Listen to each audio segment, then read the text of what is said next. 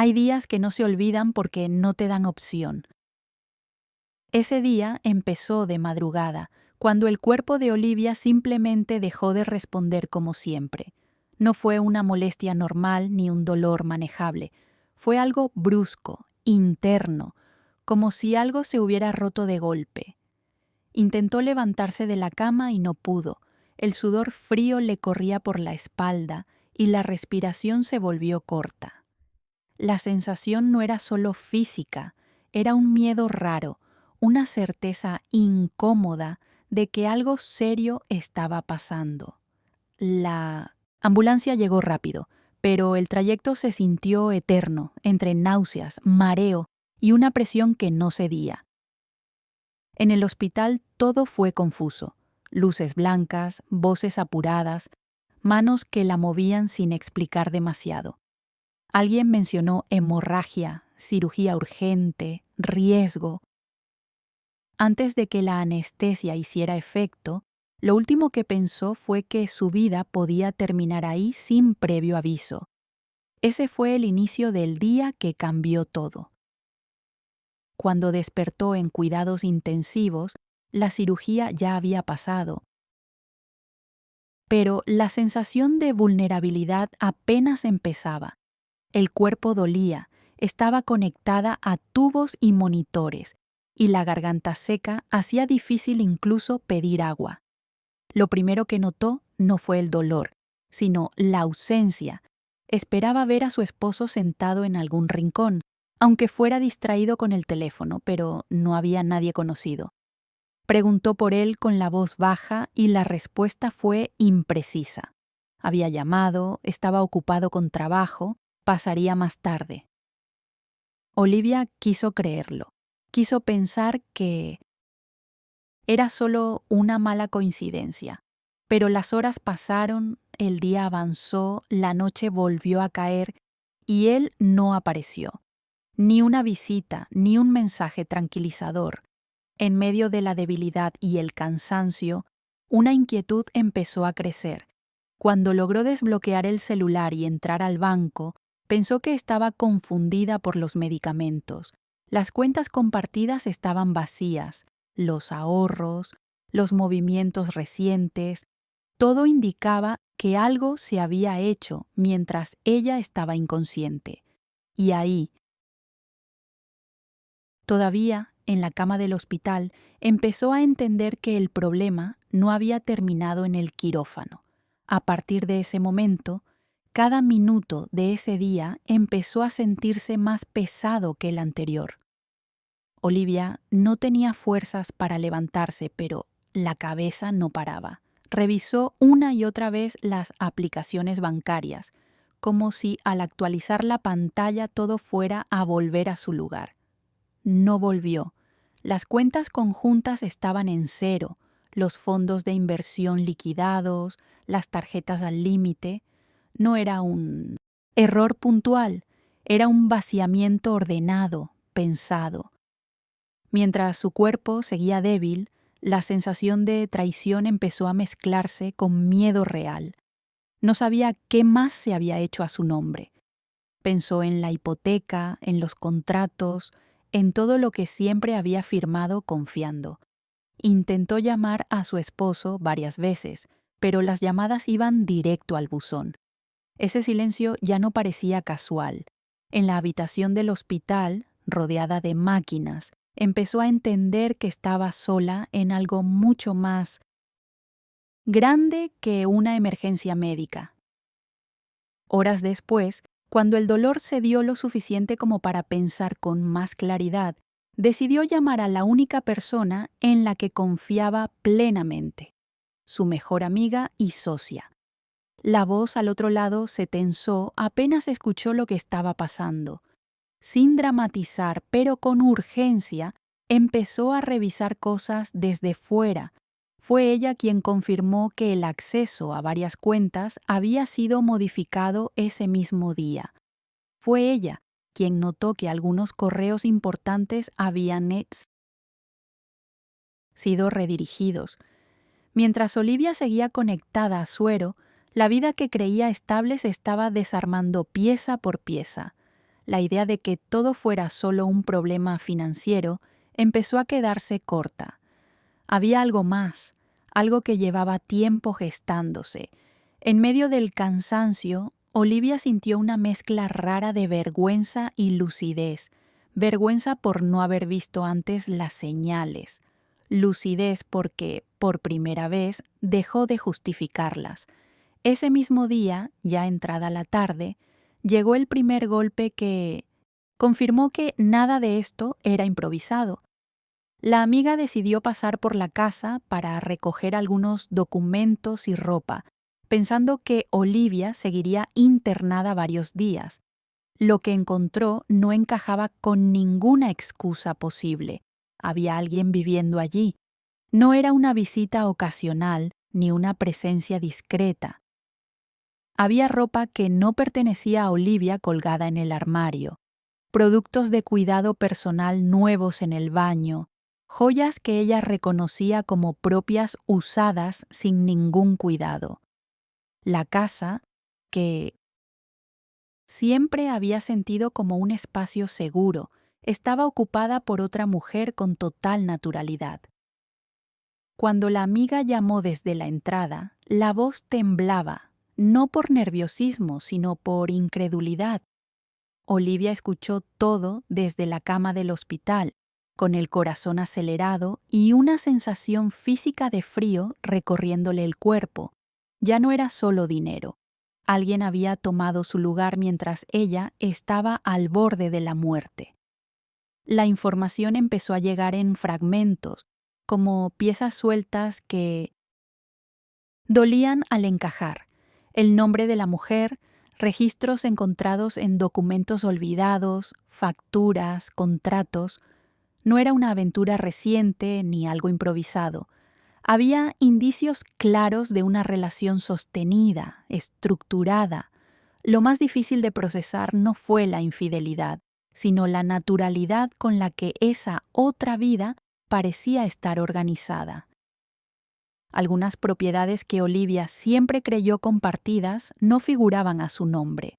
Otras estaban registradas junto a esa mujer. En cuestión de horas, el matrimonio que creía conocer desde hacía 12 años se reveló como una fachada. Desde la cama del hospital, con el cuerpo todavía débil y la mente forzada a mantenerse alerta, Olivia entendió que había sido excluida de su propia vida sin darse cuenta, y ese día, que había empezado como una emergencia médica, ya se había transformado en algo mucho más oscuro y profundo. A esa altura del día, la noción del tiempo ya estaba completamente distorsionada. No sabía si habían pasado horas o minutos entre una información y otra. Solo sentía el cuerpo cansado y la cabeza en estado de alerta constante. Cada dato nuevo confirmaba que la vida que había defendido durante años no existía como ella creía. No era solo una traición emocional, era una estructura paralela cuidadosamente armada. Mientras seguía internada, empezaron a aparecer empresas que no recordaba haber autorizado, documentos con su nombre en operaciones que nunca había discutido. La sensación era la de estar parada en medio de algo que llevaba años moviéndose a sus espaldas. Y lo más duro fue entender que todo se había activado justo cuando ella quedó indefensa, inconsciente en una mesa de cirugía. Ese pensamiento se clavó con una claridad incómoda. Alguien había esperado ese momento. Fue también ese mismo día cuando recordó algo que había hecho casi por inercia años atrás y que hasta entonces nunca había tenido que usar.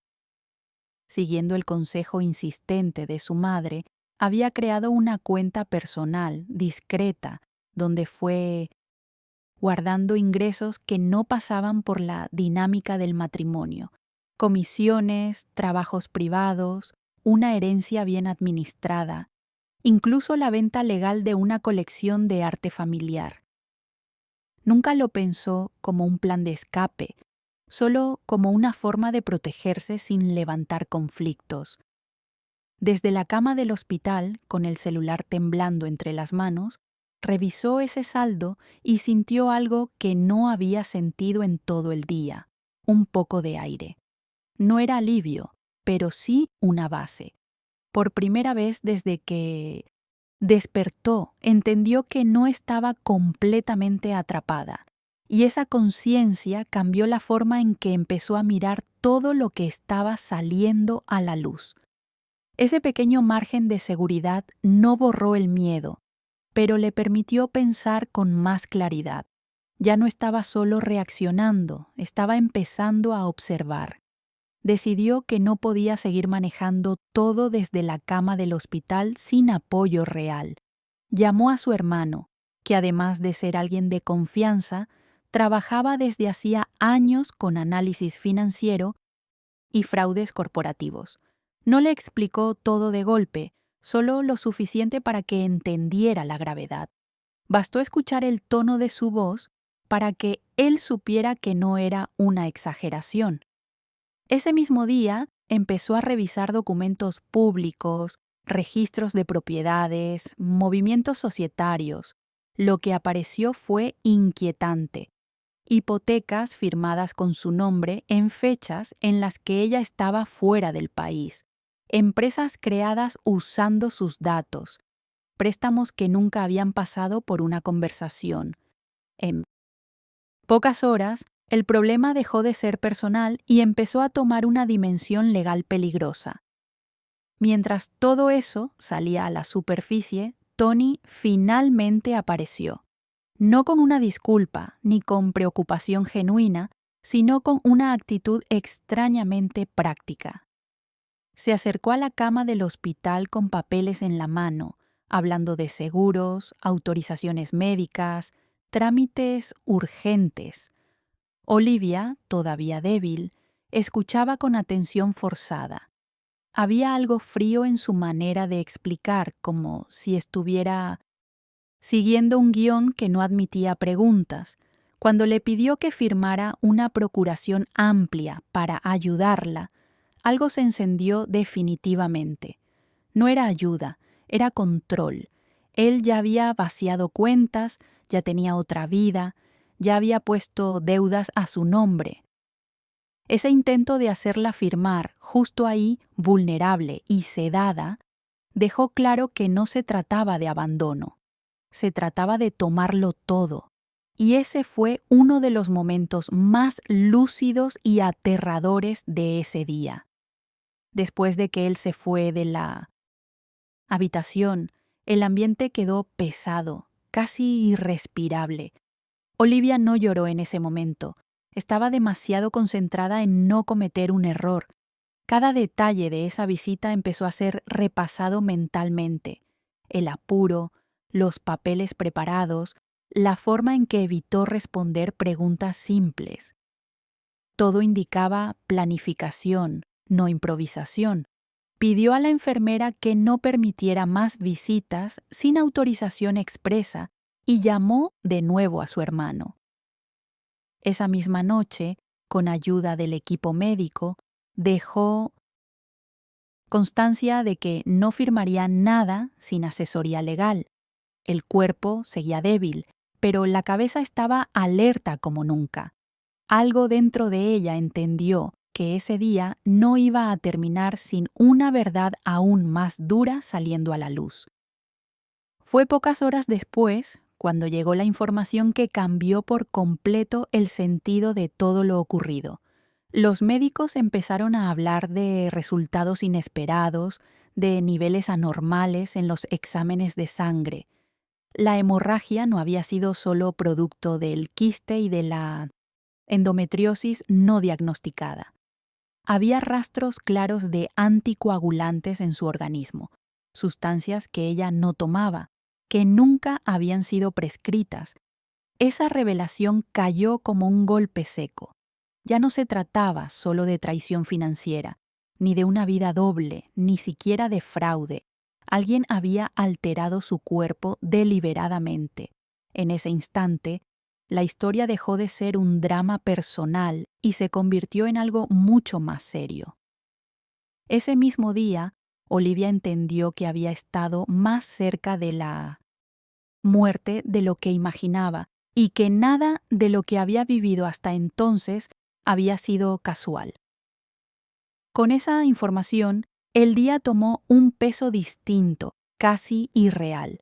Olivia seguía acostada en la misma cama, rodeada por los mismos sonidos del hospital, pero todo lo que había entendido sobre su vida había cambiado de forma irreversible.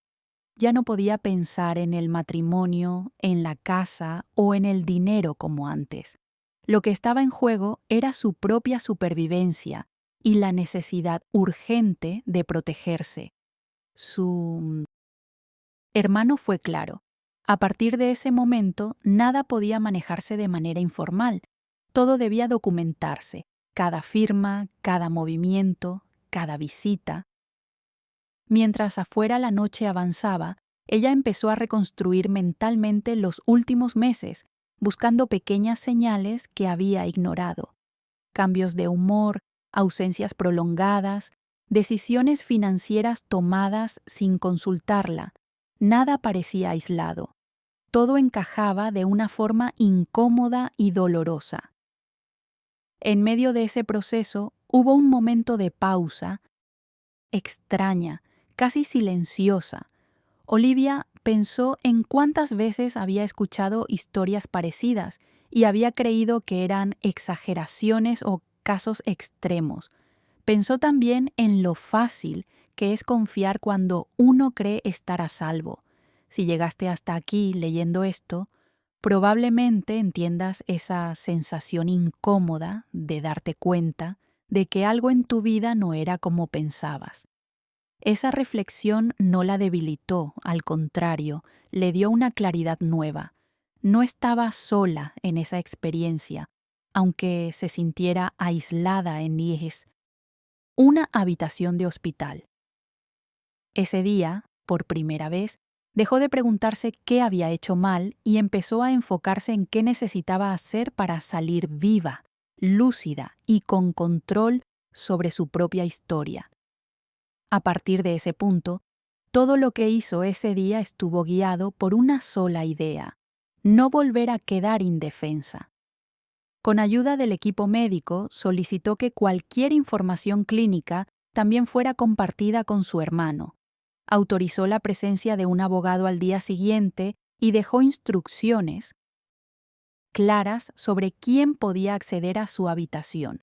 No fue una decisión impulsiva, fue una reacción lógica a todo lo que había descubierto en cuestión de horas. El cansancio era extremo, el cuerpo pedía descanso, pero la mente no se lo permitía. Cada vez que cerraba los ojos, aparecían imágenes mezcladas: la casa ocupada por otra mujer, las cuentas vacías, los papeles que casi firma sin leer. Ese día no le dio espacio para procesar emociones con calma. Todo era urgente, todo era ahora. Ya entrada la madrugada, mientras el hospital se aquietaba, Olivia tuvo uno de los momentos más duros de honestidad consigo misma. Entendió que no solo había sido engañada, sino también cuidadosamente estudiada. Alguien había conocido sus rutinas, sus puntos ciegos, su confianza, y había usado todo eso en su contra cuando su cuerpo falló. Esa comprensión no vino con rabia inmediata, vino con una tristeza seca, sin dramatismo. No se sentía una víctima pasiva, pero sí alguien que había subestimado hasta dónde podía llegar otra persona por control. Ese día, que había empezado con dolor físico, terminó con una certeza incómoda. Su vida anterior ya no existía. Lo que viniera después tendría que construirse desde otro lugar, con otras reglas. Cuando amaneció, ese mismo día ya se sentía lejano, como si hubiera durado semanas. Olivia seguía internada, pero ya no era la misma que había entrado a quirófano. Había pasado de confiar ciegamente a medir cada palabra, cada gesto, cada documento. Recibió mensajes de personas que no respondía, llamadas que dejó sonar. No tenía energía para explicaciones ni para consolar a nadie. Lo único que importaba era mantenerse firme y no ceder terreno. El médico pasó temprano y confirmó que su evolución era estable, pero que el riesgo había sido real. Escuchar eso terminó de acomodar algo dentro de ella. No estaba exagerando nada. Todo lo que sentía tenía fundamento. Ese día le quitó la ingenuidad, pero le devolvió una forma distinta de control. Antes de que el día terminara por completo, dejó claro algo más para sí misma. No iba a resolverlo todo de inmediato ni a buscar justicia de forma impulsiva. Iba a hacerlo bien, con pruebas, con apoyo, con tiempo. Había sobrevivido a una cirugía grave, a un engaño sostenido y a una amenaza que casi no llega a comprender a tiempo. Eso ya decía mucho de su capacidad de resistir. Mientras el hospital retomaba su ritmo normal y ella volvía a quedarse a solas con sus pensamientos, asumió que ese día no había sido el final de nada. Había sido el punto exacto en el que dejó de vivir dentro de una ilusión y aunque todavía dolía, también sabía que, por primera vez en mucho tiempo, estaba despierta de verdad. En las horas siguientes, ya con algo más de estabilidad física, Olivia empezó a ordenar mentalmente todo lo que debía hacerse cuando saliera de allí. No era una lista escrita, era una secuencia clara de prioridades. Proteger su nombre, separar definitivamente cualquier vínculo financiero, dejar constancia legal de todo lo ocurrido. Pensó en su empresa, en los clientes, en el equipo que dependía de ella y que no tenía nada que ver con ese desastre personal. También pensó en lo frágil que había sido la frontera entre su vida profesional sólida y el caos privado que casi la destruye. Ese día le enseñó que el éxito visible no sirve de escudo cuando la confianza está mal puesta. No había dramatismo en ese pensamiento, solo una lucidez dura, casi fría, que le permitió no desmoronarse. Hubo un instante, ya avanzada la noche, en el que Olivia tomó el celular y volvió a leer todo lo que había pasado desde la madrugada. No para castigarse, sino para fijar los hechos tal como habían ocurrido. Si estás leyendo esto y algo de esta historia te resulta familiar, compártelo o cuéntalo. No como advertencia grandilocuente, sino como recordatorio de que estas cosas no son tan lejanas como parecen. Ese pensamiento no buscaba compasión ni atención, buscaba sentido. Ese día le dejó claro que hablar, registrar y no minimizar puede marcar la diferencia entre sobrevivir y desaparecer dentro de la versión de otro. Y esa conciencia fue, curiosamente, una de las pocas cosas que le dio calma. Ese día terminó sin escenas dramáticas ni cierres perfectos. Terminó con Olivia todavía en una cama de hospital, con el cuerpo cansado y la mente llena de información que tardaría mucho en procesar. Pero había algo distinto. Ya no estaba confundida ni paralizada. Había tomado decisiones concretas. Había puesto límites claros y había entendido la magnitud real de lo que había enfrentado. No sentía alivio, pero sí una firmeza nueva. Sabía que vendrían meses difíciles, trámites largos, confrontaciones incómodas y verdades que dolerían todavía más. Aún así, ese día le devolvió algo esencial, la certeza de que seguía viva, consciente y capaz de actuar. Y después de todo lo que había salido a la luz, eso ya era una forma de victoria.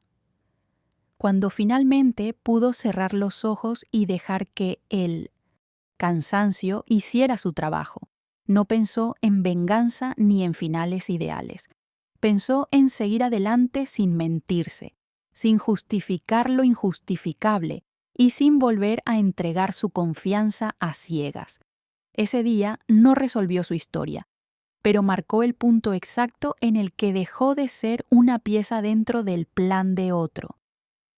Sobrevivió a una cirugía grave, a una traición profunda y a una amenaza que casi no llegó a entender a tiempo.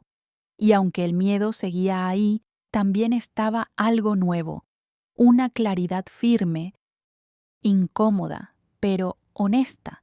Ese fue el verdadero cambio, no el escándalo, no la caída, sino la decisión silenciosa de no volver a desaparecer dentro de la vida de nadie. Con el paso de las horas, Olivia empezó a notar algo que no había tenido tiempo de sentir antes, el cuerpo reaccionando não só à cirurgia, mas ao choque emocional.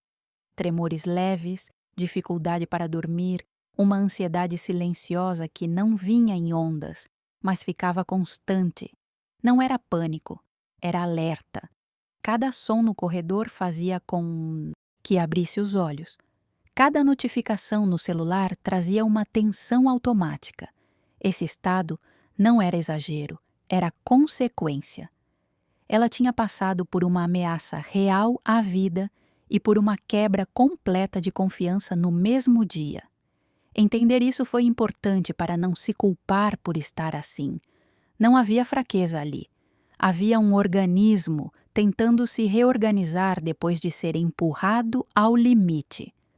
Ainda naquele mesmo dia, em um intervalo curto entre medicações, Olivia teve uma clareza que não veio como epifania, mas como constatação simples. Ela percebeu que, se tivesse ignorado aquela conta pessoal criada anos atrás, se tivesse confiado totalmente, talvez não estivesse ali contando nada.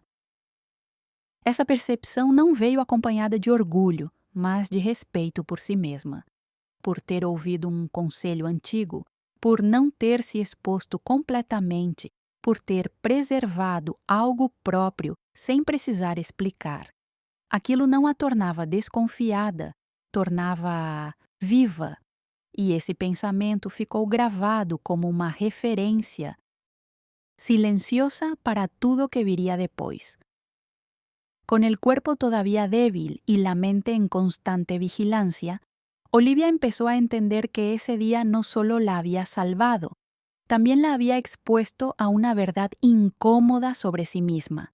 Durante años se había considerado fuerte, independiente, preparada, pero había confundido estabilidad con seguridad. Ese día le mostró que incluso las personas organizadas y exitosas pueden quedar vulnerables cuando confían sin cuestionar. No fue una revelación humillante, fue dura. Aceptar que no había visto venir algo tan grande dolía, pero negar eso habría sido aún más peligroso. Esa honestidad consigo misma fue una de las pocas cosas que la sostuvo mientras todo lo demás parecía inestable. Todavía en esa misma jornada, antes de que el cansancio la venciera por completo, tomó una decisión silenciosa que no necesitó anunciar a nadie. No iba a intentar reconstruir nada que se hubiera basado en mentira, aunque eso significara empezar de cero en muchos aspectos. No se trataba de castigo ni de orgullo herido, sino de supervivencia emocional. Ese día le dejó claro que su vida no podía volver a depender de la versión que otro tuviera de ella. Aunque el miedo seguía presente y el futuro parecía incierto, había algo firme debajo de todo eso, la certeza de que había reaccionado a tiempo, y esa certeza, después de todo lo vivido, era suficiente para seguir. Al repasar mentalmente ese día, Olivia entendió que no hubo un solo momento heroico ni una reacción brillante. Hubo cansancio, confusión, miedo y decisiones tomadas con el cuerpo todavía frágil, y aún así, todo lo importante ocurrió ahí. Ese día no gritó, no confrontó, no expuso nada públicamente. Simplemente dejó de colaborar con su propia destrucción. Reconocer eso fue clave. No necesitó demostrarse fuerte para nadie más. Bastó con no firmar, no callar, no minimizar. Ese día le enseñó que sobrevivir, a veces, es solo eso. Resistir lo suficiente para no entregar lo último que te queda, que es la capacidad de decidir por ti misma. Hoy, al compartir esto, no lo hace para buscar validación ni para cerrar una historia de forma limpia. Lo hace porque ese día le mostró algo que muchas veces se aprende tarde, que la traición más peligrosa no siempre viene con gritos, sino con silencios bien calculados. Ese día concentró todo: la fragilidad física, el engaño, el intento de control, la amenaza real, en pocas horas que marcaron un antes y un después. No sabe exactamente cómo será el camino que sigue, pero sabe algo con absoluta certeza. Ese día no perdió su vida, ese día la recuperó.